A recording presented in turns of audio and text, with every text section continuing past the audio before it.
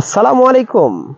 আমি এখন দাঁড়িয়ে আছি একটি ভিটায়। আমাদের গ্রামীণ ভাষায় ভিটা বলে। এই ভিটাতে দেখুন কিছু তাল গাছ রয়েছে। এমনভাবে পূর্বে সকল ভিটাতেই এমন গাছ ছিল, এছাড়া পুকুর পাড়ে এমন তাল গাছ ছিল। এখন চলতেছে আষাঢ় মাস, শ্রাবণ, এরপরেই ভাদ্র।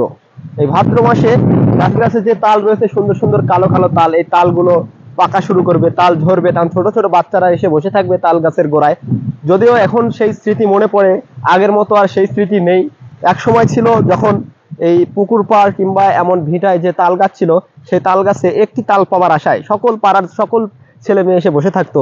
যখনই একটা তাল পড়তো তখন কিন্তু সবাই মিলে একটা হোমর খেয়ে পড়তো। সেই স্মৃতিগুলো আজকে সত্যি নেই, আসলে অমলই নেই এগুলো স্মৃতি। যাই হোক, তারপরেও ভালো লাগলো। এই ভিটাতে অনেক কটা তাল গাছ রয়েছে, মেয়ে তাল গাছ রয়েছে, ছেলে তাল গাছও রয়েছে যদিও, কিন্তু মেয়ে তাল গাছের সংখ্যাই বেশি। তালও কালো কালো, তাই ভালো লাগলো দেখে।